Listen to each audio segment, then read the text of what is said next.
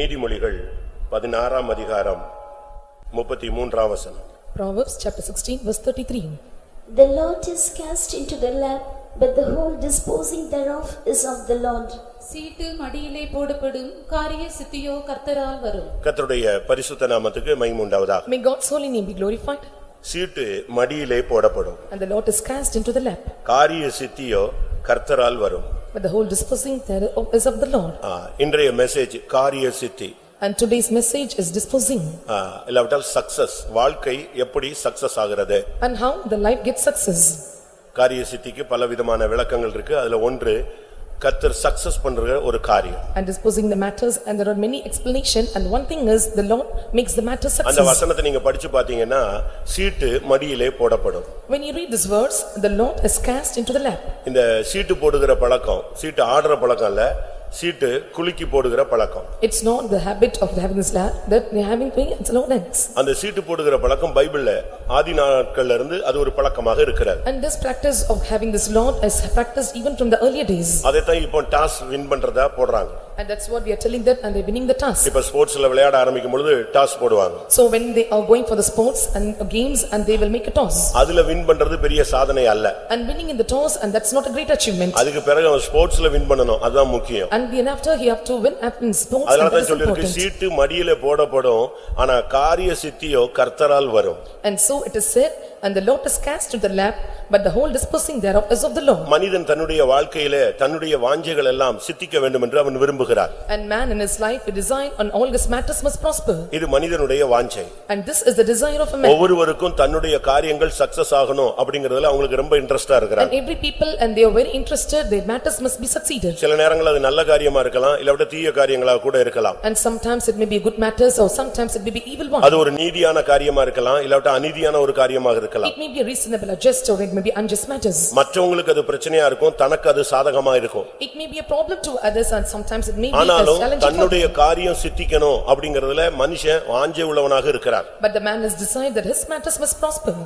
மற்றவனுக்கு காரியம் ஆகும் பொழுது இவனுக்கு டென்ஷன் ஆகி விடுறான், தனக்கு ஆகாத பொழுது இவனுக்கு கோபம் வருகிறது. When the matters prospers or succeed for others, and he gets tensed when it is not prospering for him, and he is so upset over it. இது உலகத்துல மனிதனுடைய ஒரு நடைமுறை. And this is the practice of the worldly people. தனக்கு சில காரியங்கள் வாய்க்காது, And some matters will not prosper for him. But மற்றவனுக்கு நல்ல காரியங்கள்லாம் வாய்க்கும். But some matters will prosper good for others. அவன் ஒரு பாவியா கூட இருக்கலாம், And he may be a sinner, இவன் ஒரு பரிசுத்தவனா கூட or he இருக்கலாம். may be a saint. தனக்கு இந்த காரியம் ஆகல, ஆனா பாவம் செய்தவனுக்கு இது ஆகும்போது அவன் டென்ஷன் ஆகி விடுகிறான். When the matters does not prosper for him, but it prospers for the sinner, he gets tensed. அது பார்த்த உடனே இவனுக்கு பொறாமையும் எரிச்சலும் டென்ஷன் ஆயிடுறான். And looking into it, and he got zealous, and he was envious about him. இங்க கூட சபையில நீங்க பாக்கும்போது Even when you see in the church, சில விசுவாசிகளுக்கு சில காரியங்கள் நடந்து கொண்டே வருகிறது. and for some matters are prospering for the believers, சிலருக்கு காரியங்கள் வாய்க்கிறதே இல்ல. and for some matters are not prospering.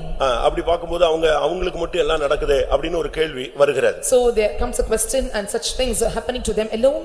ஆனால் நீங்கள் அப்படி செய்ய கூடாது. But you should not do like that. 37ஆம் சங்கீதம் 7ஆம் வசனத்தை பார்க்கும் பொழுது, When we look into Psalm 37 verse 7, காரிய சித்தி உள்ளவன் மேல் இல்லாவிட்டால் தீவினைகளை செய்கிற மனுஷன் மேல் நீ எரிச்சல் ஆகாதே என்று சொல்லப்பட்டிருக்கிறது. And so the word of God says that, and he that have the wicked should not be innocent. நீ என்ன செய்ய வேண்டும்? And what you must do? கர்த்தரை நோக்கி அமர்ந்து அவருக்கு நீ காத்திருக்க வேண்டும். And you must rest in the Lord and wait patiently for him. நீ கர்த்தருக்கு காத்திரு, காரிய சித்தி உள்ளவன் மேலும் இல்லாவிட்டால் தீவினைகளை செய்கிற மனுஷன் மேலும் நீ எரிச்சல் அடைய வேண்டிய அவசியம் இல்லை.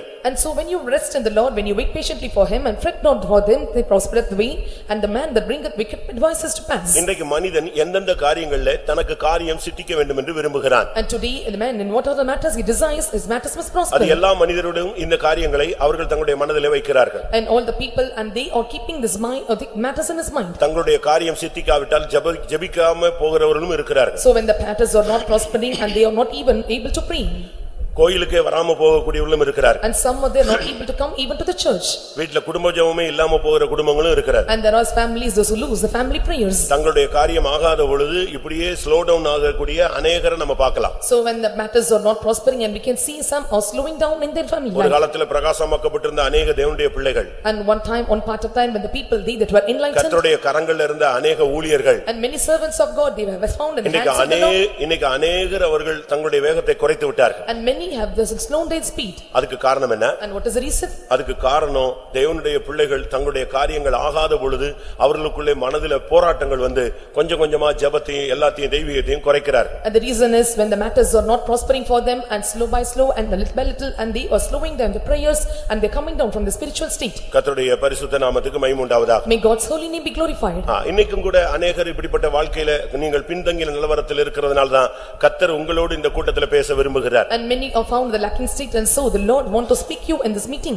முதலாவது ஒரு மனிதன் எந்தெந்த காரியங்களில் சித்தி பெறணும்னு வாஞ்சிக்கிறான். And first of all, what are the things the man desired he must prosper. அவனுடைய வாழ்க்கையில் உள்ள யுத்தங்களிலே அவன் ஜெயிக்கணும், காரியம் சக்சஸ் ஆகணும்னு பார்க்கறான். So in the battles that he was facing and he want to desire to win over the battles. நான் இன்றைக்கு உங்களுக்கு முன்பாக எப்படி காரியம் சித்தி பெற முடியும், ஏன் சித்தி பெறவில்லை என்பதை நான் உங்களுக்கு சொல்ல விரும்புகிறேன். And I want to tell and what are the matters to prosper and why the matters are not prospering. என்றால் மனிதனுக்கு யுத்தங்கள் வந்து கொண்டே இருக்கிறது. Because man is facing many battles. குடும்பத்திலே பிரச்சனைகள், and problems in the family, வெளியே இருந்து பிரச்சனைகள், and the problems from outside, மனதிலே பிரச்சனைகள், and problems in his mind, சரீரத்திலே பிரச்சனைகள், problems in his body. இப்படி பலவிதமான ஒரு யுத்த களத்தில தான் அவன் வாழ்க்கை போய் கொண்டிருக்கிறது. And with various battlefield and he was proceeding his life. அவனுக்கு வீட்ல பிரச்சனை இல்லனா மனதிலே பிரச்சனை இருக்கு. If there are many problems in the family and he has problems in his mind. மனசுல பிரச்சனை இல்லனா சரீரத்தில பல வேதனைகள் இருக்கு. If there is no problem in his mind and he face many troubles in his body. வீட்ல ஒரு பிரச்சனை இல்லனா சுத்தி அவனுக்கு பிரச்சனை வருது. And if there is no problem in his house and he face problems all around. நான் உங்களுக்கு மறுபடியும் சொல்கிறேன். And once again I repeat. நாலு விதங்களிலே அவன் யுத்தத்தை சந்திக்கிறான். And the man faces battle in four parts. ஒன்று தன்னுடைய மனதில், And one is mind, மற்றொன்று தன்னுடைய சரீரத்தில், and second in his body, மற்றொன்று தன்னுடைய குடும்பத்தில், and third in his family, மற்றொன்று அவனுடைய சுற்றுப்புறத்தில். and fourth in his surroundings. இப்படி பல விதங்கள்ல வரும் பொழுது அவனுக்கு என்ன செய்யணும்ங்கிறது அவனுக்கு தெரியாம போயிடுது. So when he faces a problem in diverse ways and he do not know what to do further. ஜெபிக்கணும்னு தெரியும், And he know to pray, தேவ சமூகத்துக்கு போகணும்னு தெரியும். and he knows to go to the presence ஆனா of God. இழப்புகள் வந்து கொண்டே இருக்க அவன் மனம் பேதலித்து விடுகிறான். But when he faces the losses and he go depressed in his mind. முதலாவது எப்படி நாம் சித்தி பெற முடியும்? And first of all, how we can prosper? இரண்டாம் நாளாகமம் 20ஆம் அதிகாரம் 20ஆம் வசனத்தை பார்க்கும் பொழுது, When we look into 2 Chronicles chapter 20 verse 20. அவர்கள் அதிகாலமே எழுந்திருந்து தெக்கோவாவின் வனாந்தரத்திற்கு போக புறப்பட்டார்கள். புறப்படுகையில் யோசபாத் நின்று, யூதாவே எருசலேமின் குடிகளே கேளுங்கள், உங்கள் தேவனாகிய கர்த்தரை நம்புங்கள், அப்பொழுது நிலைப்படுவீர்கள், அவருடைய தீர்க்கதரிசிகளை நம்புங்கள், அப்பொழுது சித்தி பெறுவீர்கள் என்றார். கர்த்தருடைய பரிசுத்த நாமத்துக்கு மகிமை உண்டாவதாக. May God's holy name be glorified. இது ஒரு யுத்த களம் என்பதை நீங்கள் முன்னும் பின்னும் உள்ள வசனங்களை பார்க்கலாம். And so from the verses abound below we can see, and this is a battlefield. இந்த யுத்த களத்திலே அவர்களுக்கு சித்தி பெறும்படியாக சொல்லக்கூடிய ஆலோசனை என்ன? And what is the counsel given for them to prosper in the battlefield? இது ஒரு மும்முனை தாக்குதல். So this is the three angle attack. மூன்று விதமான சத்துருக்கள் ஒரு மனிதன் ஒரு கூட்டத்துக்கு விரோதமாய் எழும்பி வருகிறது. And three kinds of devil, they attack a particular group. இந்த மூன்று சக்திகளும் ஒவ்வொரு விதங்களிலே அவனை நோக்கி போராடுகிறது. And these three powers are attacking them in diverse manners. ஒன்று, அவன் யுத்தத்திலே மோதி ஜெயிக்கணும். One is to dash upon him in the battle and must win over. இல்ல யுத்தத்திலே மோதி அவன் தோற்று போகணும். Or he have to dash in the battle and he must be defeated. இல்லாவிட்டால் அவன் முதுகு காட்டி பின்னால ஓட வேண்டும். Or he must show his back and flee away. இந்த மூன்று வாய்ப்புகள் தான் அந்த தேவனுடைய ஜனங்களுக்கு இருந்தது. And these three chances were found for the people of God. ஒன்று, யுத்தத்தில் நின்று போராடி ஜெயிக்க வேண்டும். And one, they must stand in the battle, they must conduct the conflict and they must struggle and they must win over. இல்ல யுத்தத்திலே போராடி தோற்று சாக வேண்டும். Or they have to struggle in the battle and they must die and they must beat it. இல்ல இந்த யுத்தமே வேண்டான்னு ஓடி போயிடணும். Or they must say, I don't want this battle and they must go away. ஏன்? Why? முன்னுக்கும் ஒரு சக்தி இருக்கிறது. So they having a power for friend. இந்த சைடுல ஒரு சக்தி And இருக்கிறது. there is a power on the side. இந்த சைடுல ஒரு சக்தி And இருக்கிறது. there is power on the another side. ஒன்று அம்மோனின் வல்லமைகள். And one is a power of Ammonites. மற்றொன்று மோவாபியனுடைய வல்லமைகள். And another is a power of Moabites. மூன்றாவது சேயீர் மலை தேசத்தினுடைய வல்லமை. And third is the power of the Seir mount. ஒன்று உலகம், One is world ஒன்று மாமிசம், and second is flesh மற்றொன்று பிசாசு. and third is devil. இதுதான் விசுவாசிகளோடும் ஊழியர்களோடும் போராடுகிற பிரதானமான சக்திகள். And this is the chief powers or the high powers working against every believers and servants of உலகம், God. மாமிசம், பிசாசு. World, flesh and Satan. இந்த மூணு ஒருத்தன் ஜெயிச்சிட்டானா அவன் ஜெயாளி. If one overcomes all these three and he is an overcomer. இந்த மூன்று மும்முனை தாக்குதல் போல அந்த ஜனங்களுக்கு முன்பாக நின்று கொண்டிருக்கிற ஒரு சூழ்நிலை. And this three or the three-way attack or three forces that attacking the people standing before the people. ஒரு மனுஷன் ஒரு சக்தியோடு போராடலாம். A man can struggle with one power. ஆனா இப்பொழுது அவனுக்கு ரெண்டு விதமான சக்திகள் மூணு விதமான சக்திகள் முன்னாக நிற்கிறது. But the three forces of powers are standing before a man. இந்த மூன்று சக்திகளையும் அவன் மேற்கொள்ளணும்னா அவனுக்கு கர்த்தர் இல்லாமல் ஜெயிக்க முடியாது. If he overcome not all the three powers and without the spirit, without the help of God, and he cannot overcome. அந்த இடத்துல தான் அவர்களுக்கு ஒரு ஆலோசனை கொடுக்கப்படுகிறது. So in that place a counsel is given to them. நீங்கள் கர்த்தரை நம்புங்கள். Believe in the Lord. அப்பொழுது நிலைப்படுவீர்கள். And he shall be established. அவருடைய தீர்க்கதரிசிகளை ஊழியர்களை நம்புங்கள். And believe his prophets as saints. அப்பொழுது நீங்கள் சித்தி பெறுவீர்கள். Then he shall prosper. இந்த வார்த்தையை அவர்கள் கேட்டபொழுது So when they heard these words, அந்த ராஜா என்ன பண்ணா? and what the king did? ஜனங்களை துதிக்க வைத்தான். And the king started the people to praise துதிக்க God. ஆரம்பித்த பொழுது So when they praised God, கர்த்தர் சத்துருக்களோடு யுத்தம் பண்ண ஆரம்பித்தார். and the Lord started to fight with the enemies. அதனால தான் உங்களை அதிகமாக நாங்க முழங்கால் போட வைக்கிறோம், துதிக்க வைக்கிறோம், கர்த்தரை மகிமைப்படுத்த வைக்கிறோம். And so we are asking you to stand and praise God and bend your knees and to lift up our God and praise him. நீங்கள் முதலாவது கர்த்தரை நம்புங்கள். And first of all you have to believe or trust in the தேவனால் Lord. கூடாதது ஒன்றுமில்லை. And there is nothing impossible with the Lord. தேவனால் எல்லாம் கூடும். And everything is possible with God. விசுவாசிக்கிறவனுக்கு எல்லாம் கூடும். And everything is possible the day that believe. தேவன் என்னை ஒருபோதும் கைவிட மாட்டார். And the Lord will never forsake me. அவர் என்னை விட்டு விலகவே மாட்டார். And he will never fail thee. அவர் என்னோடு கூடவே இருக்கிறார். And he is always with me. இப்படி நீங்கள் பரிபூர்ணமாக தேவனை நம்புங்க. So completely and perfectly you have to trust in the Lord. வார்த்தையில மாத்திரமல்ல. And not only through words. உங்களுடைய செயலிலும் கர்த்தர் உங்களோடு கூட இருக்கிறார் என்பதை நீங்கள் அனுபவிக்க வேண்டும். Even you have to experience the Lord is in your words and words. பிதா இயேசு தன்னை குறித்து பேசும் பொழுது When Jesus said about him, தன்னுடைய சீடர்களை பார்த்து சொன்னார், and he said unto the நீங்கள் disciples, எல்லாரும் என்னை விட்டு ஓடிவிடும் காலம் வரும். and the time will come that we all will flee away from me. ஆனால் என் பிதாவோ என்னை தனியே இருக்க விடுகிறதே இல்லை. But my Father will never leave me alone. அவர் என் கூடயே இருக்கிறார். And he is always with me. பிரியமானவர்களே, இந்த நம்பிக்கை தான் உங்களுக்கு காரியங்களை வாய்க்க வைக்க முடியும். And this belief or this trust will make you the matters to prosper. ஏனென்றால் பிசாசு உன்னுடைய நம்பிக்கையை உடைக்க பார்க்கிறார். Because and the devil is trying you to break all your belief. உன்னுடைய விசுவாசத்தை திருட பார்க்கிறார். And he is trying to steal away your faith. தேவன் பேரில் உள்ளதான நிச்சயத்தை உன்னை விட்டு பிடுங்க பார்க்கிறார். And he is trying to pluck away the certainty or surety that you kept upon God. அதனால தான் இந்த யோபு என்ன சொல்லுகிறான்? And so what the Job says, அவர் என்னை கொன்று போட்டாலும் அவர் மேல் தான் நான் நம்பிக்கையா and இருப்பேன். even he slay me and I will put trust upon him. சங்கீதக்காரன் என்ன சொல்லுகிறான்? And what the psalmist says, என் சிறுவயது முதல் நீரே என் நம்பிக்கை. and so from my age on you are my hope. அதே சங்கீதக்காரன் இன்னொரு விதத்துல சொல்லும் பொழுது, And the same psalm when he is saying, and நான் என் தாயின் கற்பத்திலிருந்து வெளிப்படும் பொழுதே உம்முடைய சார்பில் தான் நான் வந்து விழுந்தேன்னு சொல்லுகிறான். and before I delivered out of my mother's womb I came upon your side. அதனால நீங்க விசுவாசத்தை அறிக்கையிடுங்க. So you have to confess your faith. விசுவாசத்தை பயிற்சிவீங்க. And you have to practice or exercise the faith. விசுவாசத்தின் மூலமாக நீங்கள் சகலத்தையும் பெற்று பழகுங்கள். And you must try to get everything through faith. உங்களுக்கு காரியங்கள் ஆகணும்னு நீங்க ஆசைப்படுறீங்க.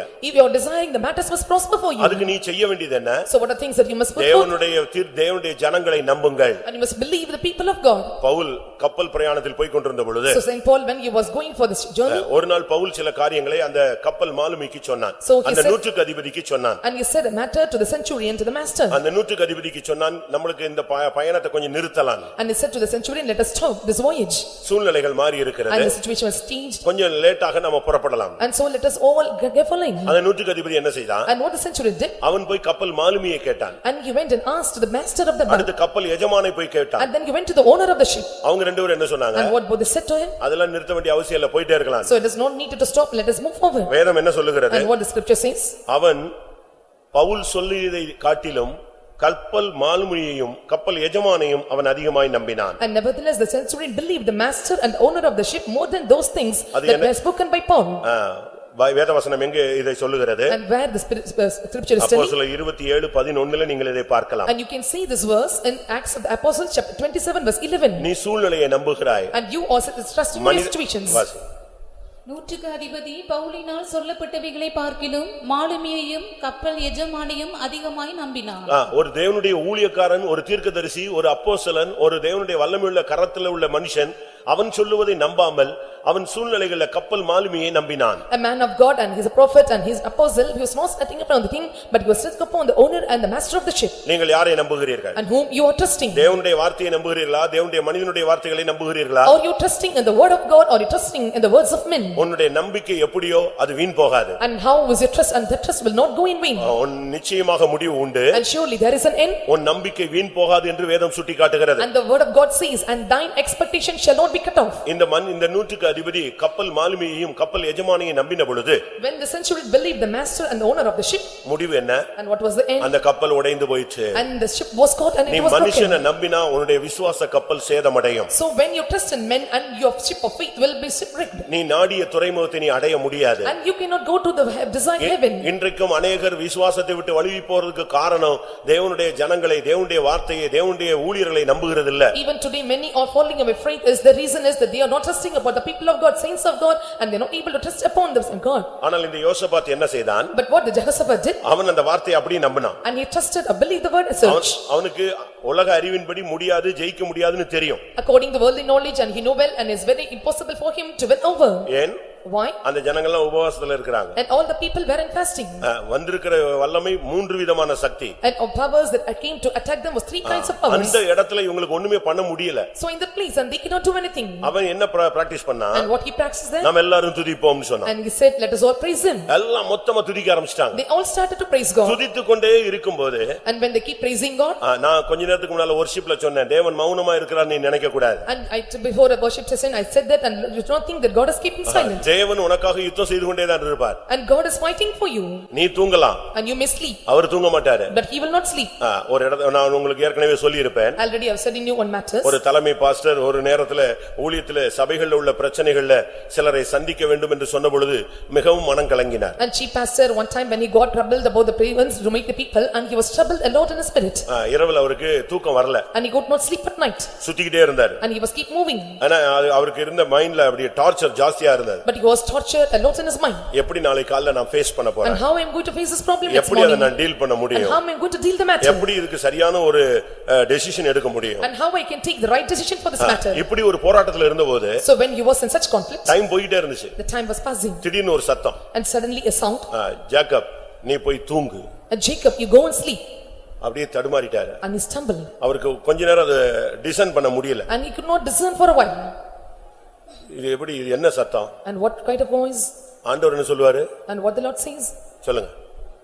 விழித்திருந்து ஜெபம் பண்ணுங்கன்னு சொல்வாரு. And he says, be watchful and pray. But இப்போ வந்திருக்கிற சவுண்ட் எப்படி வருது? But what is the voice now? நீ போய் தூங்குன்னு சொல்லுது. It says he go and sleep. ஐயோ நான் தூங்குனேன்னா காலையில என்ன ஆயிடும்? பிரச்சனை உச்சகட்டத்துக்கு வந்துரும்னு இவர் திரும்பியும் சுத்திக்கிட்டே இருந்தார். And he said that if I sleep now and the problem will go to the sublime point and so and keep moving around here and there. அப்ப திரும்ப ஒரு சத்தம். Again a voice was heard. Jacob நீ போய் தூங்கு. Jacob, you go and sleep. நான் தூங்காமல் இருப்பேன். And I will not sleep for you. நான் இஸ்ரவேலை காக்கிறவர் உறங்குவதும் இல்லை தூங்குவதும் இல்லை. And he that keepeth Israel will neither sleep nor slumber. வசனத்தோடு வந்த உடனே இவருக்கு புரிஞ்சிருச்சு இந்த காரியத்தை கர்த்தர் டேக் அப் பண்ணிட்டாரு. When he came to the word of God and he thought that and he tackled up the matters. இவர் போய் ஜெபம் பண்ணி ரெஸ்ட் எடுத்தார். And he went there and took rest. காலையில எப்படி ஃபேஸ் பண்றது, எப்படி டீல் பண்றது, என்ன முடிவு எடுக்கிறதுன்னு நினைச்சாரு. அந்த சம்பவமே நடக்காமயே போயிடுச்சு. எவனுமே வரல. The incident took no place and no one came before him and he was troubled and what the matter is going to prosper and how he going to face the situations. அவர் ஒண்ணே தூங்க வச்சிட்டு அவர் தூங்கிட்டாரா? So they making to sleep whether he slept. ஒரு தாய் என்ன செய்வா? தன் பிள்ளையை தூங்க வச்சிட்டு இவ தூங்கிடுவா. So what the mother will do and will make the child to sleep then after she அத sleeps. தூங்க வைக்கிற வரைக்கும் இவ படாது பாடுபடுவா. எப்படா தூங்குதுன உடனே இவ தூங்கிடுவா. Until to make the child to sleep and she will be troubled a lot and after then she also. ஆனா தேவன் என்ன செய்கிறாரு? But what the Lord is doing? உன்னை தூங்க வச்சிட்டு The Lord will make you to sleep. எவன்லாம் பிரச்சனை பண்றானோ அவனுடைய மைண்டுக்குள்ள உள்ள நுழையறாரு. So if anyone is creating a problem and he is entering into their அங்க mind. யுத்தம் பண்ணி அவனை திசை திருப்புறாரு. And they bite facts with him and he was diverting their ways. இதுதான் யோசபாத்தின் டைம்ல நடந்தது. And this was a thing that happened in the time of Jehoshaphat. மூணு பேர் நின்னுட்டு இருக்கும்போது When three was standing before. டக்குன்னு ரெண்டு பேர் ஒண்ணா சேர்ந்துறான், ஒருத்தன் opposite ஆக்கிட்டான். And one two become one and the one became opposite to others. அவங்களுக்குள்ள அடிச்சாங்க. And so they quarrel among themselves. இப்போ ஒருத்தன் விழுந்துட்டான். Now one was fallen. இப்போ ரெண்டு பேர். Now two or there. இப்போ இந்த ரெண்டு பேர் ஒருத்தர் அடிக்க ஆரம்பிச்சாங்க. Again the two they started to quarrel each other. கொஞ்ச நேரத்துல ஒருத்தனுமே இல்ல. So there were no more people found even. துதியினால சூழ்நிலைகள் மாறும்னு சொல்ல வர்றேன். So what I want to see and through praises the situations are going to change. ஜெபத்தினால ஒரு காரியத்தை success பண்ண முடியலனா வேற எதுலயுமே சக்சஸ் பண்ண If முடியாது. you are not able to make the matter success through prayers it is impossible with anything. எந்த விதத்திலும் முடியாதது முழங்கால்ல முடியும். And that which is impossible with anything it is possible through your knees. அதுக்கு தான் உங்களை முழங்கால் போட சொல்லி உங்களுக்கு பிராக்டீஸ் கொடுக்கிறோம். That's what we are giving you practice to stand on knees. நீங்க முழங்கால் போட ஆரம்பிச்சிட்டீங்கன்னு சொன்னா நீங்க வின் பண்ண ஆரம்பிக்கிறீங்க ஆரம்பிக்கிறீங்கன்னு அர்த்தம். When you start standing on knees, you are starting to conquer. உன்னுடைய முழங்கால் சரியாக இருந்தா உன்னுடைய ஜெயமும் சரியாக இருக்கும். If your knees are proper and your victory will also be proper. மனிதனுக்கு வருகிற பிரச்சனைகள் யுத்த களங்கள். The problem that man is facing is a battlefield. அதில நீ கர்த்தரை நம்பு. And you must trust the Lord. தேவனுடைய தீர்க்கதரிசிகளை நம்பு. And you must trust in the prophets of God. தேவனுடைய துதிக்கிற காரியத்தை நீ செய்ய ஆரம்பி. And you have to practice praising God. நீ அப்படி பழகிட்டேனா when you practice to do this, உனக்கு இனிமேல் வருகிற காரியங்கள் காரிய சித்தி எல்லாம் கர்த்தரால் உனக்கு வந்துகிட்டே இருக்கும். and the things that comes after and all the matters will be prospered from the Lord. கர்த்தருடைய பரிசுத்த நாமத்துக்கு மகிமை உண்டாவதாக. May God's holy name be glorified. அடுத்ததாக நாம் பார்க்கும் பொழுது Nextly when we see, இன்னைக்கு பிள்ளைகளுடைய காரியம் எல்லாருடைய மனதிலும் பயங்கரமான போராட்டமாக இருக்கிறது. and today the matters of the children is a great conflict or struggle in the minds of many. ஒரு காலத்துல பிள்ளை வேணும் ஜெபிச்சவங்க எல்லாம் இப்ப ஏன்டா பிள்ளையை பெத்தோன்னு யோசிக்கிற ஒரு காலம். And one day they that are begging for the Lord to give them child, and they are asking, and why the Lord give the child to them.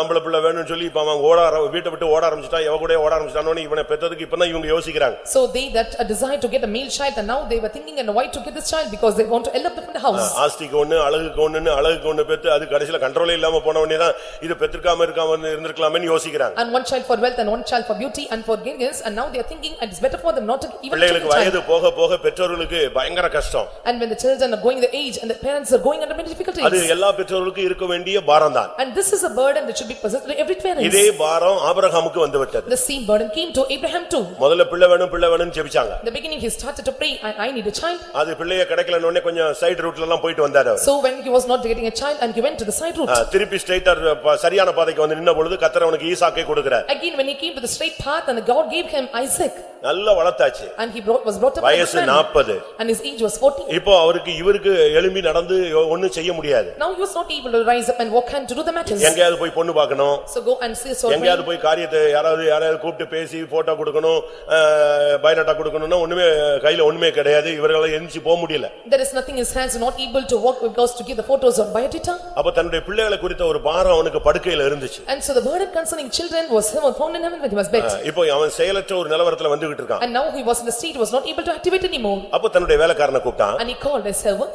எனக்கு ஒரு உடன்படிக்கை பண்ண, ஒரு ஆணையை பண்ண. And he said that, and you must make a covenant with me. எப்படியாவது நீ போய் என்னுடைய மகனுக்கு 40 வயசு ஆயிடுச்சு ஒரு பெண்ணு பாத்து. And somehow you must go and search for a bride of a woman. அவனும் சரின்னு கிளம்பிட்டாங்க. And even also said, and he said, and he went. கிளம்பி வந்தா, so when he departed, அவனுக்கு யாரும் தெரியாது. and there is no, you know nothing, யாரையும் புரியாது. and you don't know anybody, ஊரும் தெரியாது. and you do not know the city. வித்தியாசமான ஒரு இடத்துக்கு வந்தாச்சு. And he came to the different place. இப்ப நடு ரோட்லயே அவன் ஒரு ஜெபம் பண்றான். So in the middle of the street, and he was offering a prayer. என்ன ஜெபம்? And what was the prayer? ஆண்டவரே என் காரியத்தை நீர் சித்திக்க பண்ணணும். Lord, make my matters prosper. இன்னைக்கு கூட உங்க பிள்ளைகளை பத்தி பாரம் இருக்கா? Even today, do you have burden about your children? அது எப்படிங்க? இல்லங்க 3 வயசுலயே அவன் கீழ்ப்படிய மாட்டாங்க. 3 வயசுலயே ஜெபிக்க கொண்டு வராங்க. இவன் இப்பொழுதே கீழ்ப்படிய மாட்டேன்ங்கறான். இது 30 வயசுல எப்படி இருக்கும்னு யோசிச்சு பாருங்க. At the age of 3, and they are carrying the child, they are telling that, and he is not obeying. அன்னைக்கு ஒரு பிள்ளையை ஒரு parents அடிக்குறாங்க. So on the day one parent beat a child. அந்த பிள்ளை என்ன சொல்லுச்சு? And what the child did? ஏன் அடிக்குற? And he asked, வாயில சொல்லு. why you are beating? You could say 3 அது words. சொல்லுது வாயில சொல்லணும். And you must say 3 words. அந்த பிள்ளை சொல்லுது அடிக்க கூடாது. And you should not beat me. வாயில சொல்லணும். And you must say 3 words. அடுத்த வார்த்தை சொல்லுது குணமா சொல்லணும். And you're telling that you have to tell எப்படி சொல்லணும்? அது சொல்லுது இத்தனையோண்டு இருக்கு, இன்னும் முளைச்சு 3 இலை விடலாம்பாங்களே, அதே மாதிரி இருந்துகிட்டு அடி விழுந்த உடனே அழுதுகிட்டு வாயில சொல்லு, குணமா சொல்லு, ஏன் சும்மா அடிக்கிறேங்குது. எப்படி இருக்கு? இப்படி ஒரு காலத்துல தான் நம்ம வந்திருக்கிறோம். So we have come into such times.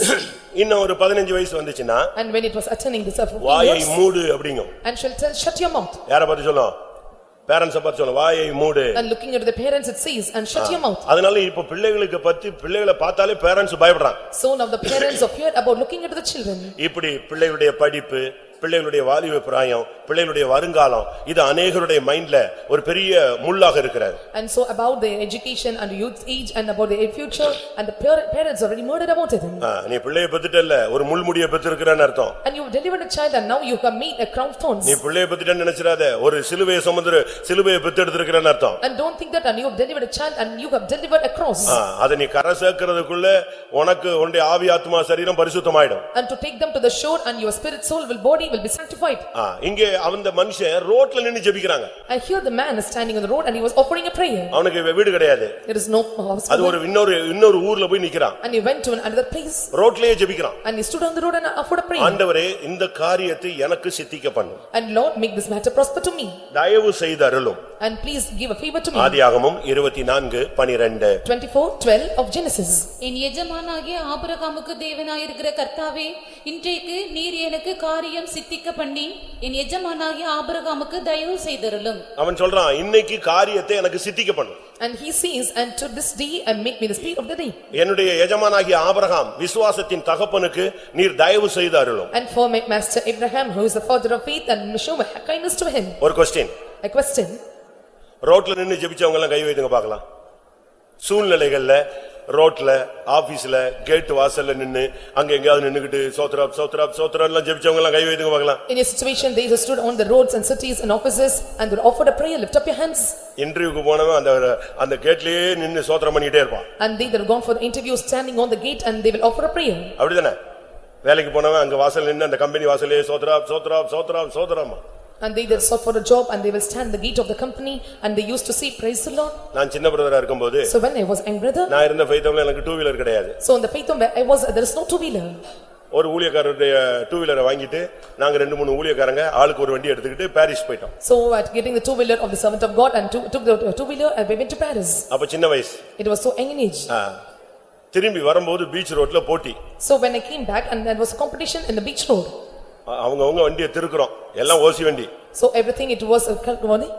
நான் ஒரு பிரதர்ட்ட வண்டியை வாங்கிட்டு வந்து திருக்குனா பாருங்க வண்டி சீஸ் ஆகிற கண்டிஷனுக்கு போயிடுச்சுங்க. So I took the vehicle from the brother and now it was going to the state where I did not be able to go there. நான் தான் ஃபர்ஸ்ட் வந்துட்டு இருந்தேன். So I came first. High ஸ்பீட்ல வந்துட்டு இருக்கும்போது திடீர்னு பார்த்தா வண்டி ஆஃப் ஆயி போச்சு. When I came at high speed and suddenly the bike got off. அப்படியே லைட் ஹவுஸ் கிட்ட ஓரம் கட்டி நிப்பாட்டிட்டேன். So then I made a side over the lighthouse and stopped my vehicle. நான் ஓரம் கட்டது யாருக்கும் தெரியாது, ஏன்னா நான் ரொம்ப ஸ்பீடா வந்ததனால அவங்க எல்லாம் என்னைய பீட் பண்ணிட்டு போயிட்டாங்க.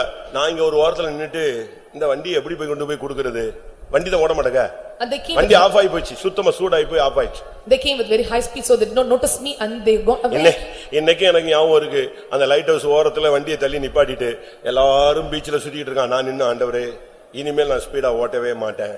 எங்க பாவரிக்கை எங்க நான் பண்ணிட்டு இருந்தேன், மெயின் ரோட்ல நின்னு பண்ணிட்டு இருக்கேன். I made a simple convention standing on the road and I will not make you reason and will not go speed hereafter. இனிமே வேற ஆள்கிட்ட வண்டி வாங்கிட்டு வந்தா நான் ஒழுங்கா ஓட்டுவேன், எனக்கு வண்டி கொடுத்தாலும் நான் ஒழுங்கா ஓட்டுவேன். எப்படியாவது இந்த வண்டி இப்போ சீஸ் ஆகாம ஸ்டார்ட் ஆகணும், அதுக்கு மட்டும் உதவி செஞ்சிருங்க எனக்கு. And I borrowed this vehicle from someone and I hereafter I will not go in the speed and please make me this bike to go on and should not cease any நான் இப்ப after. சிரிச்சிட்டு சொல்றேன், அப்ப நான் பேயறஞ்ச மாதிரி ரோட்ல நின்னு சொல்லிட்டு இருந்தேன். So now I was laughing, I am telling this and I was so threatened at the time I was making a confession. Time போயிட்டே இருக்கு. The time was passed.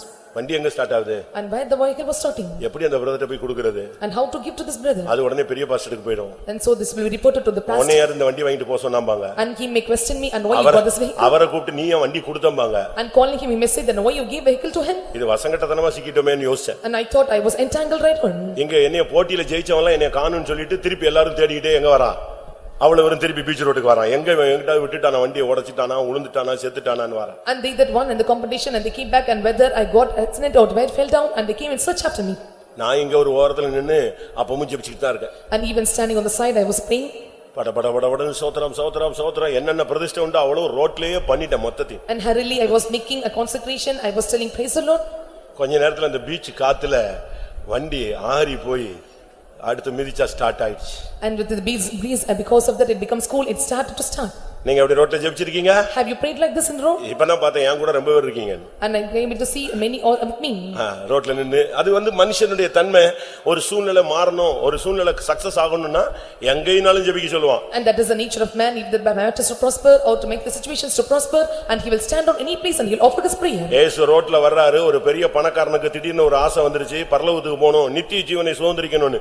உடனே மெயின் ரோட்லயே ஆண்டவர் முன்னால முழங்கால் போட்டாங்க. And Jesus came on the road and one man is having the desire to go to the eternal life. And so he was asking and was bending his knees down on the roads. ஒரு இடத்துல ஒரு சகோதரிக்கு delivery ஆகாம ரொம்ப கஷ்டப்பட்டுட்டு இருந்தா. In one place one sister was dead place. Railway hospital Perambur. And she was admitted in railway hospital Perambur. அத கவனிச்சதானே அந்த டெலிவரி பார்க்கணும்னு போறது இருந்ததான அந்த டியூட்டி டாக்டர் சரியான ஆள் இல்லாதனால அது குழந்தை செத்து போச்சுன்னு சொல்லிடுச்சு. And so there was no duty doctor properly and nurse said that the child was dead. எப்படி இருக்கும்? And how it would be? இந்த சகோதரன் ஒரு அரவர விசுவாசி. And this believer and she was a half believing. இப்போ குழந்தை இறந்து போச்சு. Now the child died. குழந்தை டெலிவரி ஆகல. And it were not able to deliver the child. இது டைம் ஆக தாயும் செத்து போயிடும். So when the time was passing even the mother may die. அந்த சகோதரன் மெண்டல் மாதிரி ஆயிட்டான். And the brother and bit like a man. அந்த இந்த வாடை விட்டுட்டு அவன் இந்த ரயில்வே ஹாஸ்பிடல் முழு வார்டையும் சுத்திக்கிட்டே தோத்திரம் பண்றாங்க. அவன் எந்த வார்டுல இவன் இருக்கான்னு தெரியாத அளவுல பைத்தியம் முடிச்ச மாதிரி சுத்த ஆரம்பிச்சிட்டான். And leaving this ward, he started to remove all the wards and started to praise God. அப்ப திருவொற்றியூர் சர்ச்சில் அவங்க member. And they were a member in Trivandrum church. யாரோ போன் போட்டு அங்க இதே மாதிரி சர்வீஸ் டைம் ஞாயிற்றுக்கிழமை மத்திய காலையில சர்வீஸ் வொர்ஷிப் டயத்துல போய் சொல்லிட்டாங்க, இப்படி இந்த சகோதரிக்கு ரொம்ப காம்ப்ளிகேட்டடா இருக்கு, செத்து போயிட்டுன்னு சொல்றாங்க, குழந்தை அவங்க பயங்கர கஷ்டப்படுறாங்கன்னு சொன்ன உடனே இவங்க எல்லாரும் ஆவியில இருந்து ஒரு ஜெபம். It was morning service time and so they informed to the phone, but it was a complicated situation for them and so they all started to pray for them. அதுக்குள்ள பெரிய டாக்டர் வந்தாச்சு. And then after the chief doctor came, அங்க வந்த பையன் சுகத்தோட பிறந்துட்டான், உயிரோட பிறந்துட்டான். so when the doctor came and the boy was delivered with hale and healthy. சூழ்நிலை எப்படி மாறுது பாருங்க. And see how the situations are செத்து changed. போச்சு. இந்த ரிசல்ட் கொஞ்ச நேரத்துல உயிரோட ஆம்பளை பையன் பிறக்கறான், Daniel பிறக்கறான். And the result it was died and it was alive and gone as a Daniel. எப்ப உனக்கு குழந்தை பிறந்துருச்சு, பையன் பிறந்திருக்கான், உயிரோட இருக்கான்னு சொல்றதுக்கு வெளியே வந்தா இவன் எங்க சுத்திட்டு இருக்கான்? வார்டு முழுசும் சோத்திரம் பண்ணி தோத்திரன்னு பைத்தியம் முடிச்சு சுத்திட்டு இருக்கான். Then they came out to say the matter and they delivered a male child Daniel and he was உன்னுடைய ஒவ்வொரு ஸ்தோத்திரமும் காரியத்தை சித்திக்க பண்ணும். Your every praises will make the matters prosper. அதுதான் சொன்னேன். இவர் நடு ரோட்ல நின்னு ஜெபிச்சான் பாருங்க, அந்த ஜெபம் கேட்கப்பட்டது. And that's what I said and he was standing on the mid of the road and he offered his prayer. இன்றைக்கு உன் பிள்ளைகளுக்காக நீ விடுகிற கண்ணீர் விருதாவாய் போகிறது இல்ல. And all the tears that you shed for your child and son will not go in vain. உன்னுடைய சந்ததிக்காக நீ அழ வேண்டும் என்று இயேசு சொல்லுகிறார். And Jesus says that and you have to cry for your generations. உங்களுக்காக உங்கள் பிள்ளைகளுக்காக அழுங்கள் என்று இயேசு சொல்லுகிறார். And Jesus said that weep for you and for your children. அப்படியானால் உன் பிள்ளைகளுடைய காரியங்களை கர்த்தர் பொறுப்பெடுப்பார். If so, the Lord will undertake the matters of your children. அதனால தான் ஏசாயா 43:3 என்ன சொல்லுகிறது? So 43:3 of Isaiah what it says? 44:3 என்ன சொல்லுகிறது? 44:3 of Isaiah. உன் சந்ததியின் மேல் என் ஆவியை ஊற்றுவேன். I will pour out my spirit upon உன் சந்தானத்தின் மேல் என் ஆசீர்வாதத்தையும் ஊற்றுவேன். I will pour my blessing upon their offspring. தேவன் தன் நம்முடைய பிள்ளைகள் மேல கர்த்தர் ஆவியையும் ஆசீர்வாதத்தையும் ஊற்ற ஆயத்தமாய் இருக்கிறார். The Lord is prepared and well ready to pour the spirit and blessing upon our children. ஒன்று உன் யுத்தகலங்கள் சித்தி பெறும். And one your battle will prosper. இரண்டாவது உன்னுடைய பிள்ளைகள் காரியத்தை கர்த்தர் சித்தி பெற வைக்க And போகிறார். secondly the Lord is going to make the prosper matters of your children. மூன்றாவதாக நாம் பார்க்கும் பொழுது Thirdly when we see ஆதியாகமத்திலே நாம் பார்க்கிறோம் 39ஆம் அதிகாரத்திலே யோசேப்பு போத்திபாருடைய வீட்டிலே அவன் காரிய சித்தி உள்ளவனாய் மாறிவிட்டான். And when you look into Genesis chapter 39 then you can see and Joseph become the battles of the house of Potiphar. அவனுடைய வாழ்க்கை பாதை ஒரு வித்தியாசமான பாதை. And life path of Joseph is entirely different. அங்க அருமையான ஒரு சுகபோகமான வாழ்க்கையில இருந்து அவனை பிடுங்கி கொண்டு வந்து அவனை எளிமையின் பாதையிலே கர்த்தர் நடத்தினார். And he who lived in the life of pleasures and the Lord plucked him out of the place and made him to live in a humble life. தகப்பனுடைய வீட்டிலே சுகபோகமாய் இருந்த ஒரு மனிதன். And he who was found so prosperous in the life of the father. அவனை அந்த இடத்திலிருந்து வேரோடு பிடுங்கி எகிப்திலே கொண்டு போய் கர்த்தர் நாட்டினார். And the Lord plucked him out of the root and made him to plant in the land of Egypt. அவனை எகிப்துக்கு கொண்டு போனதுதான் அவனுடைய தரிசனத்தினுடைய நிறைவேறுதலாக கர்த்தர் மாற்ற முடிந்தது. And taking it to the Egypt and that was able to fulfill his vision in his life. அந்த சூழ்நிலைகள் மத்தியில In midst of the situations. அவன் செய்ததெல்லாம் வாய்த்துக்கொண்டே வந்தது. And whatever he did it started to prosper. அருமையான சகோதரனே சகோதரியே, Dear beloved and sister.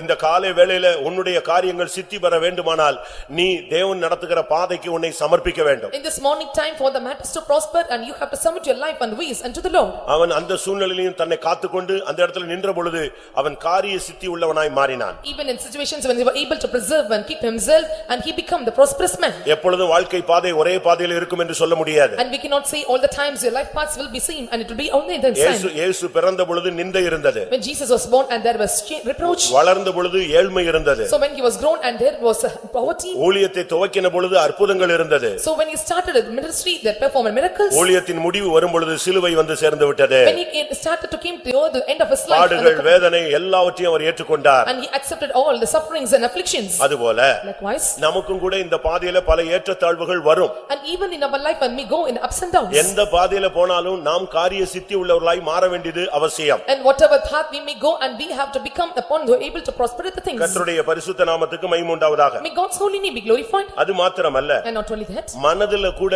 உங்களுக்கு காரியங்கள் சக்சஸ் ஆக வேண்டும். Even the matters must prosper in your mind. இன்னைக்கு மன போராட்டங்கள் அநேகருக்கு இருக்கிறது. And today many are having the confusions or depression in mind. இப்பொழுது நாம் முதலாவது உள்ள கீவேர்ட்ஸ்க்கு வருவோம். And first of all let's come to the keywords. நீதிமொழிகள் 16:32-33 பார்க்கும் பொழுது When we look into 16:32-33 of Proverbs. தன் மனதை அடக்குகிறவன் என்று சொல்லப்பட்டிருக்கிறது. It is said that and he that ruleth his mind. உன்னுடைய மனதை நீ கண்ட்ரோல் பண்ணினா உனக்கு கர்த்தர் காரியத்தை சித்திக்க பண்ணுவார். If you control and rule over your mind, the Lord will make the matters prosper. இப்ப கூட நீங்க ஆராதனையில இருக்கீங்க. Even now you are staying in this worship. உங்கள எத்தனை பேருடைய மைண்ட் கரெக்ட்டா இங்க இருக்குன்னு எனக்கு தெரியாது. I don't know how many of your mind are staying in this worship. இங்க தான் இருக்கீங்க. You are staying here. ஆனாலும் உங்களுடைய பார்வை வேற பக்கம் போகுது, சிந்தை வேற பக்கம் போகுது. இந்த மெசேஜ்ல உங்களால கான்சென்ட்ரேட் பண்ண முடியல. But if your mind, your thoughts are going in diverse manners, it is diverted and you are not able to concentrate in this message. என்னைக்கு ஒரு மனதை ஒருத்தன் அடக்குறானோ அவன்தான் உத்தமன். So whenever he is able to rule his mind and he is an upright. பட்டணத்தை பிடிக்கிறவனை பார்க்கிலும் தன் மனதை அடக்குவன் உத்தமன், அவனுக்கு காரிய சித்தி கர்த்தரால் வரும். And he that able to rule the spirit then taketh the city and the disposing matter will come of the law. உங்களுடைய மனதை உங்களால் அடக்க முடிகிறதா? Are you able to control your mind? உனக்கு ஒரு மனம் தேவை. And you must have the one accord or oneness. ஜெபத்துல உட்கார்ந்தாலும் உனக்கு ஒரு மனம் தேவை. Even when you sit in prayer you must have the oneness. நீ ஒரு புருஷனோ மனைவியா இருந்தா உன் குடும்பத்துல உனக்கு ஒரு மனம் தேவை. If you are wife or husband and you must have the oneness in your family. நீ ஒரு தொழில் செய்கிறவனா இருந்தா அதுல நீ கான்சென்ட்ரேட் அந்த ஒரு மனம் உனக்கு தேவை. And if you are able doing a business and you must have the oneness to concentrate in your business. Shooting firing உங்களுக்கு ஒரு சிலருக்கு சொல்லி கொடுத்தாங்க. And some you have taught about this firing or shooting. அப்படி சொல்லி கொடுக்கும்போது So when they taught அந்த master சொல்வாரு, and the master used to say இந்த மரத்தை பார், and look into this இந்த மரத்துல அந்த இலைகளை பார், and look into the tree and the branches. அந்த கிளையில ஒரு கிளி நிக்குது பாரு, அத பாருன்னு சொல்வாரு. And in the branches you can see a parrot and look into the parrot. இவன் ஒவ்வொண்ணா டார்கெட் வச்சு அப்படியே கொஞ்சம் கொஞ்சமா கரெக்ட்டா குறி வைப்பான். So one by one he will take a target and he will make a mark. இது எல்லாருக்கும் அவர் கொடுக்கிற ட்ரெய்னிங் இதுதான். So this is the training which is given to all. ஆனா ஒருத்தனுமே கரெக்ட்டா அடிக்கல. But no one shoot perfectly on the mark. அப்ப ஒருத்தன் வந்தான். So one came. அப்ப அவன்ட்ட கேட்டாரு மரம் தெரியுதான்னு. And is asked whether you can see the tree. ஏனா ஒருத்தனுமே கரெக்ட்டா ஃபயர் பண்ணல, ஷூட் பண்ணலன்னு அவர் கேட்டார், மரமாவது உனக்கு தெரியுதான்னு கேட்டார். So no one is able to perfectly park of the mark and you are not able to shoot அவன் and என்ன ask சொன்னா? can you see the tree? அவன் என்ன சொன்னா? And what he said? எனக்கு மரமே தெரியலன்றான். And he said I cannot see the tree. இவன் குருடனா இருப்பான் போல இருக்கு, மரமே தெரியலன்றான் மொத்தமா. And so he thought he may blind and said that. அந்த கிளைகளாவது தெரியுதான்னு கேட்டார். And he said can you see the branches? தெரியல. And he said no. உனக்கு என்னதான் தெரியுதுன்னு கேட்டான். And he said and what you all can see? எனக்கு அந்த கிளி மட்டும் தான் sir தெரியுதுனா. And he said I can see only the parrot. அடி பார்க்கலாம், நான் ஒரே அடி கிளி விழுந்துருச்சு. And he said that he shoot on it and within a mark and he made a runs. அது எதை காண்பிக்கிறது? So what does it show? உன்னுடைய மைண்ட் கரெக்ட்டா இதுல இருக்கணும். ஜெபம்னா அந்த ஜெபத்திலேயே நிக்கணும். And if your mind is in prayer and you have to concentrate in your prayer alone. இவன் கூட நம்ம ஆளுங்க பாருங்க, வியாதியஸ்தருக்காக ஜெபிப்போம் அப்படிங்கும்போது வியாதியஸ்தருக்காக ஜெபிச்சிட்டே இருப்பான். ஆண்டவரே எனக்கு வேலை வேணும்னு ஜெபிக்க ஆரம்பிச்சுவான். டப்புன்னு எதை கொண்டு வந்து நுழைச்சிடுவான். இவன் பிரச்சனை எல்லாம் தேங்கி உள்ளதுக்கு போட்டு குழப்பி விட்டுருவான். And even when the prayer points is said through pray for the sick and they will go and indulge their points and I need a job or work. நல்லா புரிஞ்சுக்கொள்ளுங்க, எங்க ஒரு மனம் இருக்கோ அங்கதான் தேவனுடைய வல்லமை வெளிப்படும். Understand clearly where there is one accord or oneness and there the power of the Lord and the தன் மனதை அடக்குகிறவன் உத்தமன். And he that ruleth his mind is upright. பட்டணத்தை நீ பிடிக்கலாம், You can catch the நீ city பெரிய பலவானா இருக்கலாம், and you may be a strong உன் person மைண்ட நீ கண்ட்ரோல் பண்ணணும். but you must control your mind ஏன்னா மனம் ஒரு குரங்கு, because mind is a monkey அது ஜம்ப் பண்ணிக்கிட்டே இருக்கும். and you keep jumping from one place to another. இங்க இருந்து வெளிநாட்டுக்கு ஒரு செகண்ட்ல போயிட்டு வந்துருங்க, நீ கூட போயிட்டு வர முடியாது. Within a second and you cannot travel, your mind will travel within a second. இன்றைக்கு உங்களுடைய எத்தனை பேர் உங்களுடைய காரியங்கள் சித்திக்கணும்னு விரும்புறீங்க? Among you and how many wants their matters to prosper? ஒன்று உன்னுடைய யுத்த களங்களில், And one in your battlefields. இரண்டாவது கர்த்தர் நடத்த உன்னுடைய பிள்ளைகளுடைய காரியங்களில், And secondly the matters of your children. மூன்றாவது சூழ்நிலைகளின் மத்தியில, Thirdly in midst of your situations. நான்காவது உன்னுடைய மனது காரியங்களில, And fourthly in the matters of your mind. ஐந்தாவது Fifthly உன்னுடைய ஆவிக்குரிய காரியங்களிலும் நீ சித்தி பெற வேண்டும். even in your spiritual matters you must prosper. இப்ப ஜெபிக்கணும் நீ முடிவெடுக்கிற. Now you are taking determination of praying. எத்தனை நாள் ஜெபிக்கிறீங்க? How many are praying? எத்தனை மணி நேரம் ஜெபிக்கணும்னு பாக்குறீங்க? You are thinking that you have to pray for this man. சரியா அத்தனை மணி நேரம் உங்களால ஃபாலோ பண்ண முடியுதா? Are you able to follow for this many hours? Bible படிக்கணும், இத்தனை அதிகாரம் படிப்பேன்னு சொல்றீங்க, படிக்கிறீங்களா? And you are taking decision that I have to read these chapters. White and white போடணும்னு சொல்றீங்க, போடுறீங்களா? And you desire to come in white and white, are you wearing? எனக்கு தெரிஞ்சு And according to my knowledge. நகைய கலத்திட்டு திருப்பி போட்ட ஒரு பெரிய கூட்டம் இருக்கு. And there is a group of people and they remove the jewels and again put on the jewels. White and white போடுவேன்னு சொல்லிட்டு கலர் Dress போட்ட ஒரு கூட்டம் இருக்குது. And there are the group of people they said oh green and I will put on white garments and they came to the gala garments. அடுத்து நகை போட இப்படி நகை போடுறது, மீசை எடுக்கிறது, தாடி எடுக்கிறது, திருப்பி ஒரு டைம் வந்த உடனே திருப்பி வச்சுக்கிறது, அப்படி எல்லாம் கிறிஸ்தவ வாழ்க்கை. And this is not the Christian life to put on jewels once again and to wear other white garments. உன்னுடைய ஸ்பிரிச்சுவல்ல நீ கர்த்தருக்காக எதை செய்யணும்னு நினைக்கிறியோ அதுல நீ சித்தி பெறணும். So what you want to do in spiritual matters and it must be prosper, it must succeed for you. வாழ்வோ சாவோ நீ அதுல நிக்கணும். Life or death you must stand in that point. அப்படிதான் எசேக்கியா நின்று பழகினான். And that's what and this is how King Ezekiel stood and made a Hezekiah person. தேவனுடைய ஆலயத்துல என்ன முடிவெடுத்தானோ எந்த கற்பனைகளை ஃபாலோ பண்ணணும்னு நினைச்சானோ அதை அப்படியே செய்து அவன் சித்தி பெற்றான். And Hezekiah, and what are the things he have to meet and the birth and the temple of God, and what he decided to do, and he did it, and he made prosper in matters. 10 நிமிஷம் ஜெபம் பண்ணுவேனா அதுல கரெக்ட்டா நில்லு. When you see I will pray for 10 minutes, you must stand properly. 1 மணி நேரம் ஜெபம் பண்ணுவேனா அதுல நில்லு. And if you are taking determination to pray for 1 hour, you must do it. கர்த்தருடைய சந்நிதிக்கு போவேன்னு சொன்னா அத கரெக்ட்டா நீ போ. And if you take determination that I will go to the presence of God, I must go rightly. வாரத்துல 3 தடவை உபவாசம் எடுப்பேனா அத கரெக்ட்டா கீப் அப் பண்ணு. If you take decision to fast for 3 days, 3 times a week, and you must take it. இரண்டாம் நாளாகமம் 31:21. 31:21 of Second Chronicles. இரண்டாம் நாளாகமம் 31ஆம் அதிகாரம் 21ஆம் வசனம். அவன் தேவனுடைய ஆலயத்தின் வேலையிலும் தன் தேவனை தேடும்படிக்கு நியாயப்பிரமாணத்திற்கும் கற்பனைக்கும் அடுத்த காரியத்திலும் என்ன செய்ய தொடங்கினானோ அதையெல்லாம் தன் முழு இருதயத்தோடும் செய்து சித்தி பெற்றான். அவன் தன் முழு இருதயத்தோடும் செய்து சித்தி பெற்றான். He did with all his heart and he was prospered. ஒன்று தேவனுடைய ஆலயத்தின் வேலை. And one is the work in the temple of God. இரண்டாவது நியாயப்பிரமாணத்துக்கும் கற்பனைக்கும் அடுத்த காரியம். And secondly the matters after the laws and commandments. ஊழியத்துல நீ என்ன செய்யணும்னு நினைக்கிறியோ அது உனக்கு சித்தி பெறணும். And what you want to do with the ministry must prosper. எனக்கு என்ன ஆசை தெரியுமா? And what is my desire? நம்ம விசுவாசிகள் எல்லாம் பிசாசை துரத்தணுங்க. And our believers must cast out the demons. நம்ம விசுவாசிகள் எல்லாம் அற்புதம் செய்து சக்தி உள்ளவர்களாய் மாறணும். And our believers must become the person who possesses the power. நம்முடைய விசுவாசிகள் எல்லாம் வியாதியஸ்தர்களை குணமாக்க கூடியவர்களாய் மாறணும். And all our believers must turn into able to heal the sick. நம்முடைய விசுவாசிகள் எல்லாம் விசுவாச வீரர்களாய் மாறணும். And all our believers must become the faith warriors. 1 கொரிந்தியர் 12 சொல்லப்பட்டதான 9 விதமான வரங்களும் விசுவாசிகளுக்குள்ளே பிரகாசிக்கணும். And all the 9 gifts which is said in 1 Corinthians chapter 12, it must be brighten and shine in the life of the believers. எத்தனை விசுவாசிகள் பிசாசை துரத்துறீங்க? How many believers are casting out the devil? எத்தனை பேர் அற்புதங்களை செய்றீங்க? And how many are able to perform the miracles? எத்தனை பேர் வியாதியஸ்தர் மேல் வியாதியஸ்தருக்காக ஜெபித்து சுகம் வாங்கி கொடுக்கறீங்க? How many are praying for the sick and giving them healing? நீங்க யாரோ ஒருத்தன் ஜெபிக்கணும்னு நினைக்கிறீங்க. And you are thinking that someone must pray. விசுவாசிக்கிறவர்களால் நடக்கும் அடையாளங்கள் யாவன என்று மார்க் 16:17 சுட்டிக்காட்டுகிறது. And 16:11 of Mark it says, and the thing that happens the day that believe. நீ ஜெபிக்கணும். You must pray. உனக்கு வியாதிப்பட்டா நீ உடனே முழங்கால் போடணும். When you pray, when you are feeling sick, you must உன்னை சுத்திகரிக்கணும். You must sanctify. உன்னை நீ ஆராய்ந்து பார்க்கணும். You must examine yourself. அதுக்கு பிறகு அந்த வியாதியை எதிர்த்து நீ போராடணும். Then after you must resist the power of sickness and strive hard. அது ஒரு சக்தி. And that is a power. அந்த சக்தியை நீ எதிர்த்து அடிக்கணும். You must strive the power and beat upon the power. உனக்குள்ள பிசாசு போராட்டம் இருக்கு. And you have the domination of the இல்ல devil. உன் குடும்பத்துல உன் தொழில்ல எங்கேயோ இந்த ஆவிகளுடைய போராட்டம் இருக்குன்னா And the spirit attack is found in your business or in your job, in your family. நீ முழங்கால் போடு. You must bend your knees. தேவைப்பட்டா one time fasting போடு. If needed, you must take 1 time fasting. ஒரு அரை மணி நேரம் முழங்கால்ல நில்லு. You must stand on knees for half an hour. ஒரு மணி நேரம் கை உயர்த்து. For 1 hour, you must lift up your hands. இதெல்லாம் பிராக்டீஸ் இது பண்ணணும் நீ. You must practice all these. இன்னைக்கு ஸ்கூல்ல போனீங்கன்னா யோகாங்கறான். Today when you go to school, they say நான் yoga. சொல்றேன் நீ டெய்லி காலையில எழும்பி முழங்கால் போடு. அது இதைவிட அருமையான வல்லமை. Early in the morning when you wake up and you have to practice to bend on knees for half an hour, and that is a great and that is a good exercise. நீங்களே தேவனுடைய ஆலயம். And ye are the temple of God. தேவனுடைய ஆலயத்தின் வேலையிலே அவன் சித்தி பெற்றான். And he was prospered in the work of the temple of God. தேவனுடைய நியாயப்பிரமாணத்துக்கு அடுத்த காரியங்களை செய்ய தொடங்கி அதிலே சித்தி பெற்றான். And he started to walk laws and commandments, and he was prospered in the matters. நல்ல ஜெபம் பண்ணணும். You must pray well. நல்ல உபவாசம் எடுக்கணும். You must take fast well. நல்ல ஊழியங்கள் செய்யணும். And you must do the ministry in a better way. இன்னைக்கு Sunday school children's day. Today is Sunday school children's day program. எத்தனை பேர் சண்டே ஸ்கூல்ல நீங்க நல்ல விதத்துல ஊழியம் செஞ்சீங்க? And how many did the better ministry in Sunday school? இந்த வருஷம் கடந்த நாட்கள்ல எல்லா சண்டே ஸ்கூலையும் கரெக்ட்டா போய் கண்டக்ட் பண்ணுங்க. எத்தனை பேர்? And the past times, and how many conducted the Sunday school in right manner, in a correct way? எத்தனை பேர் சண்டே ஸ்கூலுக்காக முந்தின நாளே உங்களை ஆயத்தப்படுத்தி ஜெபத்தோடு வந்து பிள்ளைகளுக்கு நீங்க டீச் பண்ணிருப்பீங்க? And how many prepared yourself on the day before, and you prepare yourself and come and teach to your children? எத்தனை பேர் அந்த பிள்ளைகளுக்காக ஜெபம் பண்ணிருப்பீங்க? And how many are prayed for your children? இல்ல உங்க உபவாச ஜெபங்கள்ல எத்தனை பேர் உங்க பிள்ளைகளுக்காக உபவாசம் எடுத்திருப்பீங்க? And how many took fasting during your fasting times for your children? எத்தனை பேர் அந்த பிள்ளைகளை தேடி அந்த பெற்றோர்களை தேடி நீங்க அலைஞ்சிருப்பீங்க? And how many search after children's parents and you seek after them? ஒவ்வொரு இடத்துலயும் புது புது பிள்ளைங்க எவ்வளவு இருக்காங்க. In every places we can see many new children. கர்த்தருடைய ஊழியத்தில் நீ எவ்வளவு காரியங்களை சித்தி பெற்றிருக்கிறாய். In the matters of the ministry of God and how things you have prospered. கர்த்தருடைய பரிசுத்த நாமத்துக்கு மகிமை உண்டாவதாக. God's holy name be glorified. கர்த்தர் எல்லாவற்றையும் உனக்கு வாய்க்க வைக்க அவர் ஆயத்தமா இருக்கிறார். And the Lord is well ready to make every matter prosper for you. அதனால தான் பைபிள் சொல்லுகிறது காரிய சித்தி கர்த்தரால் வரும். And that's what the Bible says, the whole thing will comes of the Lord. அவர் உனக்கு எல்லா காரியத்தையும் செய்ய காத்திருக்கிறார். And he is well ready to make matters everything for you.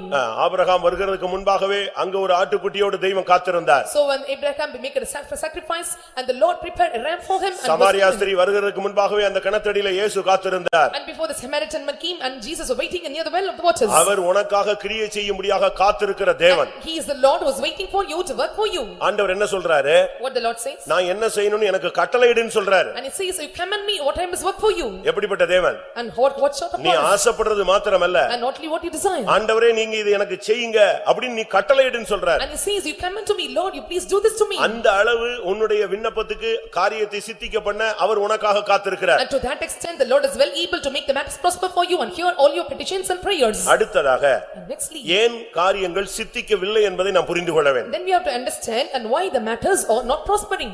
நான் அதுக்கு ஒரு 2-3 பாயிண்ட் உங்களுக்கு சொல்லி முடிக்கிறேன். And I want to tell you 2 or 3 points and I will end up. எப்போது காரியம் சித்திக்காது? So when the matters are not prosper. நீங்க எவ்வளவு முயற்சி எடுத்தாலும் சில காரியங்கள் சித்திக்கலையே, அதுக்கு காரணம் என்ன? Even you are taking many steps and tryings but the matters are not prospering, and what is the reason? யாக்கோபு 4ஆம் அதிகாரம் முதல் 2 வசனங்களை பார்க்கும் பொழுது, When we look into the epistle to James chapter 4 verse 1 and 2. அங்கே காரியங்கள் சித்திக்காதனுடைய காரணத்தை கர்த்தருடைய ஆவியானவர் யாக்கோபு மூலமாக சபைக்கு பேசுகிறார். And through the spirit of God that speak through the James to the church and why the matters are not prospering for them. யாக்கோபு 4:1-2. James chapter 4 verse 1 and 2. உங்களுக்குள்ளே யுத்தங்களும் சண்டைகளும் எதினாலே வருகிறது? உங்கள் அவயவங்களில் போர் செய்கிற இச்சைகளினால் அல்லவா? நீங்கள் இச்சித்தும் உங்களுக்கு கிடைக்கவில்லை. நீங்கள் கொலை செய்தும் பொறாமை உள்ளவர்களாயிருந்தும் அடையக்கூடாமற் போகிறீர்கள். நீங்கள் சண்டையும் யுத்தமும் பண்ணியும் நீங்கள் விண்ணப்பம் பண்ணாமல் இருக்கிறதினாலே உங்களுக்கு சித்திக்கிறது இல்லை. உங்களுக்கு சித்திக்கிறது இல்லை. And the matters are not prospering for you. Reason என்ன? And what is the reason? உங்க வீட்ல சண்டைகள் போட்டுக்கிட்டு ஒருத்தர் அடிச்சுக்கிட்டு ஒருத்தர் கசந்துக்கிட்டு ஒரு ஜெபம் இல்லாம ஒரு ஐக்கியம் இல்லாம இருந்தா உனக்கு கர்த்தர் அந்த காரியத்தை சித்திக்க பண்ண முடியாது. And fighting each other, quarreling among you, and if you are doing all these things, even if you pray and the Lord cannot make the matters prosper and you cannot uptime. இந்த 2 வசனம் உன் வாழ்க்கையில இருக்கான்னு நீ பார். Check whether these 2 verses on your life. ஜெபம் கிடையாது. There is no prayer. வாக்குவாதங்கள் And the square contentions. சண்டைகள், Strikes. யுத்தங்கள், Fightings. ஒண்ணுமே இல்லாம ஆண்டவர் எனக்கு காரியத்தை சாதிக்கணும்னா அது எப்படி முடியும்? And doing not all these things, if you see the Lord to make the prosper and how it prospers. அது நீ பரீட்சையை அட்டெண்ட் பண்ணாம பாஸ் ஆகணும்னு ஆசைப்படுற. And you are thinking that, desiring that without attending the examination, you want to make it pass. நீ பரீட்சையை attend பண்ணிட்டு நீ வா, அது ஜெயிக்க வைக்கிறதுக்கு கர்த்தர் இருக்கிறார். Attend the examination and there is Lord for waiting for you to make you pass. நீ அட்டெண்டே பண்ண மாட்டே, என்னைய பாஸ் பண்ண வைக்கணும்னா உன்னை மாதிரி சோம்பேறி ஒருவனுமே கிடையாது. Attending not the examination, if you want the matter pass and there is no legs like you. தேவன் உன்னுடைய கிரியைகளோடு கூட முயற்சி செய்வார். And the Lord will permit the words. இன்னைக்கு எத்தனை பேர் உங்களுடைய வாழ்க்கையில சித்திக்கலன்னு யோசிக்கிறீங்க? இந்த பாவம் இந்த தடை நமக்குள்ள இருக்கான்னு பாருங்க. Today how many are thinking the matters are not prospering for you? Check whether the sins or obstacles is found in your life. நமக்குள்ள பல பிரச்சனைகளை வச்சிட்டு கர்த்தர் செய்யலன்னு சொல்ல கூடாது. Keeping many problems in us and we should not say the Lord did not make it prosper. 140ஆம் சங்கீதம் 140 Psalm. 8ஆம் வசனம் என்ன சொல்லுகிறது? Psalm 140 verse 8 what it says? 140ஆம் சங்கீதம் 8ஆம் வசனம். கர்த்தாவே துன்மார்க்கனுடைய ஆசைகள் சித்தியாதபடி செய்யும். துன்மார்க்கனுடைய ஆசைகள் சித்தியாது. And the desire of the wicked will not prosper. நம்முடைய வாழ்க்கையில துன்மார்க்க ஜீவியத்தை வச்சுக்கிட்டு நம்ம தேவனுடைய ஆலயத்துக்கு வந்துட்டு போனாலும் துன்மார்க்க ஜீவியம் மாறாத பட்சத்தில் நம்முடைய காரியங்கள் சித்திக்காது. If the wicked life is not changed, our matters will never prosper. நான் திரும்பவும் சொல்றேன். Once again I repeat. நம்முடைய வாழ்க்கையில தோல்விகளை வச்சுக்கிட்டு Keeping கர்த்தர் failures in our செய்யலன்னு நீ கர்த்தர் மேல குறை சொல்லக்கூடாது. And keeping failures in life and you should not accuse God. இன்னைக்கு अनेகர் அப்படிதான் இருக்காங்க. And many are like this today. இன்னைக்கு துன்மார்க்கங்கற ஒரு கூட்டம் சபைக்குள்ள இருக்கு. And we can see one group of people who are called as a wicked in the church. உலகத்துல இருக்கிற துன்மார்க்கர் நான் இப்ப பேசல. I am not speaking about the wicked in the world. அவனுக்கு என்னுடைய சத்தம் கேட்காது. And he will not hear my voice. ஆனா இன்னைக்கு சபைக்குள்ள ஒரு கூட்டம் துன்மார்க்கர்களா இருக்கிறார்கள். But there is one group of people found in the congregation as a wicked. அது எப்படிங்க சபைக்குள்ள துன்மார்க்கர்கள் இருப்பாங்களா? And how can be the wicked found in the church? 50ஆம் சங்கீதம் என்ன சொல்லுகிறது? Psalm 50 what it says? நீ என் வசனத்தை பேச உனக்கு என்ன அதிகாரம் இருக்கிறது? So what power you have to speak upon my words? என் வசனத்தை உனக்கு முதுகுக்கு பின்னாக போட்டு விடுகிறாய். And you cast my words on your back. உன்னுடைய முதுகுக்கு பின்னாக என்னுடைய வசனத்தை எறிந்து விடுகிறாய். And you cast my words at your back. 50ஆம் சங்கீதத்தில் நான் பார்க்கும் பொழுது When you see 50 17 of Psalm 16 17 18 19ல நீங்க இத பார்க்கலாம். And you can see these verses of 50 16 17 and 18 நீ verses. என் பிரமாணத்தை எடுத்துரைக்க உனக்கு என்ன நியாயம் உண்டு? And what law they have to take out my covenants? நீ ஒரு துன்மார்க்கன், என் வசனத்தை நீ ஏன் பேசுறன்னு கர்த்தர் கேக்குறார். And the Lord is asking, and you are a wicked, and why thou speakest about my words? இன்னைக்கு சபையில் உள்ள துன்மார்க்கர்கள் எப்படி கண்டுபிடிக்கிறது? And how we can identify the wicked in the church? சபையில் உள்ள துன்மார்க்கர்கள் சிட்சையை பகைப்பார்கள். The wicked in the church will hate the chastisement. வசனத்தை பின்னாக எறிந்து விடுவார்கள். And they will cast the words behind. நீங்க அவன்கிட்ட போய் இப்படி வசனம் இருக்குன்னா ஆமா எனக்கெல்லாம் வசனம் எல்லாம் எல்லா வசனமும் எனக்கு தெரியும். So when you say these words to them and you may say I know all these words and I will not ignorance. அவனை கண்டிக்க முடியாது. And we cannot rebuke him. அவனை தண்டிக்க முடியாது. And we cannot punish him. அவனை உருவாக்க முடியாது. And we cannot form him. அவன்தான் துன்மார்க்கன். And he is a wicked. அவனை இன்னொரு விதத்துல பார்க்கணும்னா When we see in another part, அவன் திருடனை காணும்போது ஒருமித்து போவான் என்று அடுத்த வசனம் சொல்லுகிறது. the next verse says and when thou sawest a thief and he will consent with him. 18ஆம் வசனம் சொல்லுகிறது விபசாரரோடு அவனுக்கு பங்கு இருக்கிறது. 18th verse says that and he has been a partaker with adulterers. அப்ப வேறுபாட்டின் ஜீவியம் எந்த மனுஷனுக்கு இல்லையோ அவன் ஒரு துன்மார்க்கன் என்று சபையை பற்றி சொல்லுகிறார். A man who is not having the life of separation and he is saying about the church and he is a wicked. நீங்கள் பிரசங்கியின் புத்தகத்துல பார்த்தீங்கன்னா We see in the book of Ecclesiastes வேதம் என்ன சொல்லுகிறது? and what the scripture says. பரிசுத்த ஸ்தலத்துக்கு போக்குவரவாய் இருந்த துன்மார்க்கனை கண்டேன். And I have seen the wicked also of the sanctuary. அவன் எங்க வந்துகிட்டு இருந்தான்? And where he was wandering. வேதம் என்ன சொல்லுகிறது? What the scripture says. பிரசங்கி 8:10ல நீங்க இதை பார்க்க And முடியும். you can see 18 of Ecclesiastes. பரிசுத்த ஸ்தலத்துக்கு போக்குவரவு செய்த துன்மார்க்கர். A wicked and he was go around from the holy place. அதனால சபைன்னு சொன்னா பாவி வருவான் பரிசுத்தவான் வருவான் எல்லாரும் வருவாங்க. So when it is a church all the saints and sinners may come. இப்படி உன்னுடைய வாழ்க்கையில துன்மார்க்கங்கள் இருந்தால் So when you have such wickedness in your life. துன்மார்க்கன் கொந்தளிக்கிற கடலை போல இருக்கிறான். And so the wicked and he was supposed to live seas. நம்முடைய ஜீவியத்தில் இருக்கிற துன்மார்க்கத்தை நாம் விலக்கும் பொழுதுதான் நம்முடைய காரியம் சித்திக்கும். And when we remove or refrain from the wickedness in our life and our matters will prosper. இரண்டாம் நாளாகமம் 2 Chronicles 24ஆம் அதிகாரம் chapter 24 20ஆம் வசனம். verse 20. இரண்டாம் நாளாகமம் 24:20. அப்பொழுது தேவனுடைய ஆவி ஆசாரியனாகிய யோய்தாவின் குமாரனான சகரியாவின் மேல் இறங்கினதினால் அவன் ஜனத்திற்கு எதிரே நின்று நீங்கள் கர்த்தருடைய கற்பனைகளை மீறுகிறது என்ன இதனால் நீங்கள் சித்தி பெற மாட்டீர்கள் என்று தேவன் நீ சொல்கிறார். கர்த்தருடைய கற்பனைகளை மீறுகிறாய் ஆனபடியால் நீங்கள் சித்தி பெற மாட்டீர்கள். And you transgress the commandments of the Lord and those you cannot be prospered. எப்போ இந்த பிரமாணத்தை நீ மீறுறியோ அப்பொழுது உனக்கு காரியம் சக்சஸ் ஆகாது. So when you are transgressing these commandments and your matters will not prosper. சமீபத்துல கூட ஏசியன் கேம்ஸ் நீங்க எல்லாரும் பார்த்திருப்பீங்க. And you recently you have seen the Asian Games. அதுல தமிழ்நாட்டுல உள்ள ஒரு பையன் தேர்ட் வந்துட்டாங்க. And the boy in Tamil Nadu he got the third place. ஓட்ட பந்தயத்துல அவன் தேர்ட் வந்துட்டான். And he got third place in running race. Announce பண்ணிட்டாங்க. And it was announced. உடனே தமிழ்நாடு கவர்மெண்ட் அவனுக்கு எத்தனை லட்சம் கொடுக்கறேன்னு சொல்லிடுச்சு. And Tamil Nadu government said that this many lakhs will be given. எல்லாம் கிளியர் ஆயிடுச்சு. And everyone cleared. திடீர்னு அவன் ஓடின அந்த ஓட்ட பந்தயத்தை திருப்பி ரீப்ளை பண்ணி பார்த்தாங்க. And again they replied the games of the running race he were in. ஒரே ஒரு இடத்துல அந்த ட்ராக்கை விட்டு அவனோட கால் எங்க வருது? 4-5 ட்ராக்ல ஓடுறாங்க இல்லையா? அதுல ஒரு இடத்துல இவன் கால் அடுத்த ட்ராக்ல ஒரு கால் அப்படி ஊன்றது அப்படியே அந்த படம் அப்படி still நிப்பாட்டிறான். In one place you can see and his feet was missed in a track and there was the made even photos. உடனே அவனுடைய பிரைஸ் திரும்பி பெற்றுக்கொள்ளப்பட்டது. And once again his prize was returned back. அவன் இருந்து அதை புடிங்கிட்டாங்க. And they got back the prize from him. அவன் ரொம்ப துக்கப்பட்டான். And he was grieved a lot. ஏன்னா ஒரே ஒரு ஸ்டெப் அவன் எங்க மாத்தி வச்சிருக்கான். இதுதான் அவனுடைய தோல்வி. And he misplaced a single step. இதே போல இந்த சத்தியத்துல நீ போறதுக்கு சில பிரமாணங்கள் இருக்கு. ஒரு பிரமாணத்தை நீ தாண்டி கால் வச்சினா நீ சித்தி பெற மாட்டாய். To go in this truth and other any commandments and laws are given to you if you misplace or if you are going away from it and you cannot make the matters prosper. ஆனா நீங்க என்ன சொல்றீங்க? But what you see? நாம என்ன பண்றோம்? What we are doing? ஒரு குட்டி பசங்களுக்குலாம் ஒரு ஓட்ட பந்தயம் வச்சாங்க. And so for the small boys and they running race. ரவுண்டா ஓடணும். And they have to go in round. எல்லாரும் ஓட ஆரம்பிச்சிட்டாங்க. And all started to ஒரு பையன் என்ன பண்ணா? But what one boy did? எல்லாரும் இப்படி ஓடும்போது இவன் இப்படி வந்துட்டாங்க. So when all were rounding in this order he came in this way. இவனை பார்த்த உடனே அங்க வந்தவன் இப்படி வந்துட்டான். So one who came back he also came in another way. இப்படி ட்ராக் மாறினா உனக்கு எப்படி பரிசு கிடைக்கும்? So if you change a track like this and how you will get the reward? உன்னுடைய ஓட்டம் சரியாக இருக்கணும். And your race must be perfect and correct. நீ தேவனுடைய பிரமாணங்களை மீறும் பொழுதுதான் உன்னுடைய ஜெபங்கள் பதில் இல்லாமல் போய் விடுகிறது. If you transgress the laws of God and your prayers are unanswered. நம்ம இப்ப கல்யாணத்துல எல்லாம் கரெக்ட்டா பேர் எழுத சொல்றோம். In the marriage we are telling them to write meaning, write names. கல்யாண ரிஜிஸ்டர்ல எல்லாம் நம்ம பேர் எழுதும்போது ஸ்பெல்லிங் வரைக்கும் கரெக்ட் பண்றோம். In the marriage register when we are registering and even we are checking for the spellings. ஏன்? Why? ஒரு spelling மாறிடுச்சுனா உனக்கு பாஸ்போர்ட் அது இது ஒண்ணுமே கிடைக்காது. Even a single spelling changes and you cannot get the passport and other things.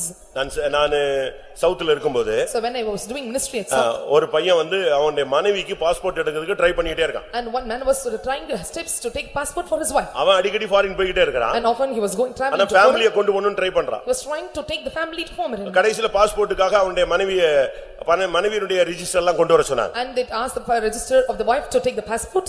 இவன் போய் marriage certificate கொடுத்தான். And he gave another certificate. அதுல ஆக்சுவலா அவங்க ஞானசான பேர்ல கையெழுத்து போட்டுருக்கா. And so she have given the signature in baptism name. தன்னுடைய பழைய பேர்ல கையெழுத்து போடாம புது பேர்ல கையெழுத்து போட்டாச்சு. And she did not sign in the old name but in the new name she was signature. அது ஒரு பிரச்சனையா வந்தது. And it became a problem. அந்த பிள்ளைனுடைய ஸ்கூல் ரெஜிஸ்டர் கொண்டு வர சொன்னாங்க certificate. And they asked to bring the school register certificate. அதுல வேற பேர் இருக்கு, மேரேஜ்ல வேற பேர் இருக்கு. So there was another name in the school register but in the marriage it was another name. இவனுடைய பாஸ்போர்ட்டை சீஸ் பண்ணி வச்சுக்கிட்டான். நீ ஒரு ஏமாற்று பேர் வழின்னு சொல்லி. And then they seized the passport of this person. They said that you are a deceiver. ஒரு வார்த்தை ஒரு எழுத்து மாறினதுக்கு பல பிரச்சனைன்னு சொன்னா நாம் தேவனுடைய கற்பனைகளை மீறினால் நமக்கு எப்படி காரியங்கள் வாய்க்கும்? A letter is misplaced or changed and see how the problems are faced. And so if you are changing the commandments, if you are not following the commandments, and so what was in இரண்டாம் நாளாகமம் 13ஆம் அதிகாரம் 12ஆம் வசனத்தை பார்க்கும் பொழுது when we look at the second Chronicles chapter 13 verse 12 அங்கே என்ன சொல்லப்பட்டிருக்கிறது? and what it is said there, கர்த்தருக்கு விரோதமாய் நீ யுத்தம் செய்தால் நீங்கள் சித்தி பெற மாட்டீர்கள். if you fight your battle against the Lord and you will not prosper, நீ தேவனுக்கு விரோதமாய் எழும்ப கூடாது. and you should not arise against God, கர்த்தருடைய வழிகளுக்கு விரோதமாய் எழும்ப கூடாது.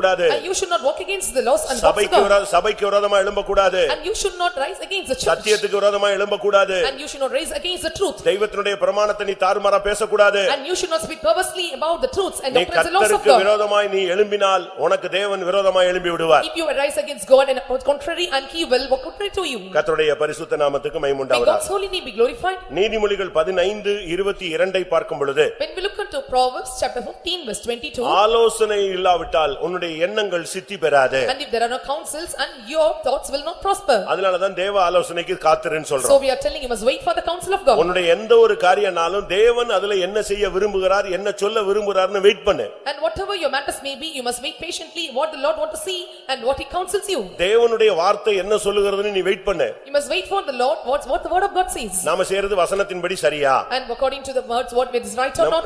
நாம் செய்யற ஊழியம் வசனத்தின்படி சரியா? And what the ministry which you are doing is right according to the word of God. இல்லாவிட்டா உன்னுடைய ஆலோசனை கரெக்ட்டா சரியான ஆலோசனை இல்லாவிட்டா உன் எண்ணங்கள் வாய்க்காது. And if there is no right counsel and your mouth will not prosper. கர்த்தருடைய பரிசுத்த நாமத்துக்கு மகிமை உண்டாவதாக. May God's holy name be glorified. பிரியமானவர்களே, இன்றைக்கு கர்த்தர் காலைவேளையிலே நான் உனக்கு காரியங்களை சித்தி பண்ணுவேன் என்று வாக்கு கொடுக்கிறார். Today in this morning time the Lord promises that I will make the matters prosper. உங்க மனசுல என்னென்ன பிரச்சனையோடு வந்திருக்கீங்களோ அதெல்லாம் கர்த்தர் இன்னைக்கு சக்சஸ் பண்றேன்னு உனக்கு ஒரு பிராமிஸ் பண்றார். And whatever the problems you encounter and whatever the problems you came to this meeting, Lord is promising you that I will make success. அதனால கீவேர்ட் சொல்லுகிறது காரிய சித்தியோ கர்த்தரால் வரும். And so the keyword says that the whole dispersing or the matter is prospered by the Lord. உன்னுடைய சொந்த பந்தமோ உன்னுடைய சமுதாயமோ உன்னுடைய நண்பனால காரியத்தை வாய்க்க பண்ண முடியாது.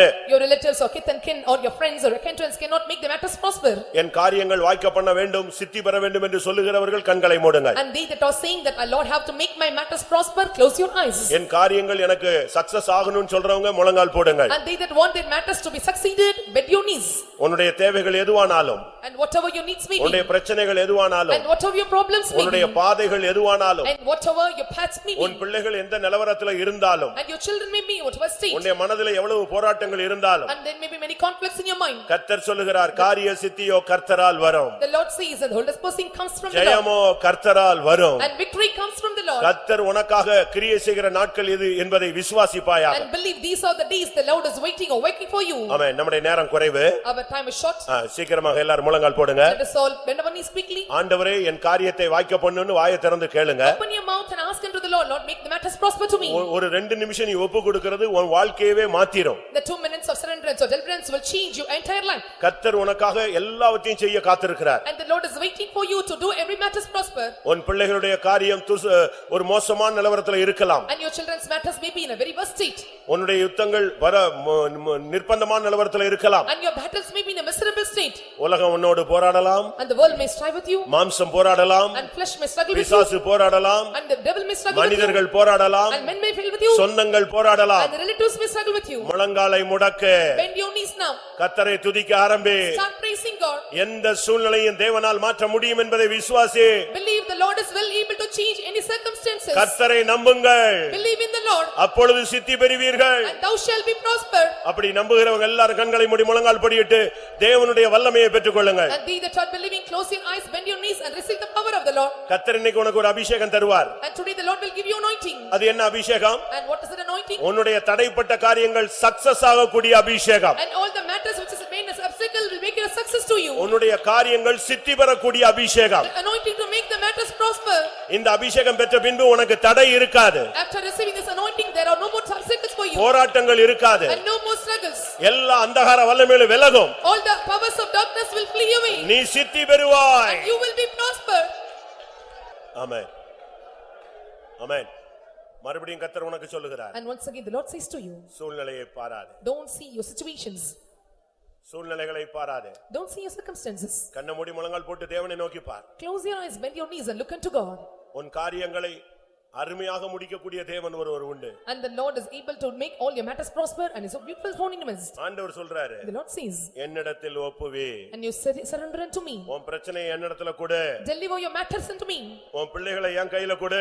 Give your children in my hands. ரட்சிக்கப்படாத உன் குடும்பத்தாரை என் கையில கொடு. And give your unsaved family members in my hands. எத்தனை பேர் ஒப்பு கொடுக்க போறீங்க? How many are able to surrender it to him? பிரச்சனையை நீங்க சுமந்து தீர்க்காதீங்க. I don't want to carry your problems and solve your problems. பிரச்சனைகளை கர்த்தர் மேல வைத்து விடுங்க. And keep all your place, all your burdens upon the Lord. கர்த்தர் உனக்கு அந்த காரியங்களை ஜெயமாய் மாற்றுவார். The Lord will make the matters prosper for you. ஒரு வல்லமை இறங்கும். The power will come now. இனிமேல் நீ சித்தி பெறுவாய். Thou shalt be prospered anymore. உன் காரியங்கள் கர்த்தரால் சித்தி பெறும். And your matters will be prospered by the Lord.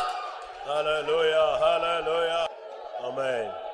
தேவனே உம்மை நம்பினோர் மாண்டதில்லை.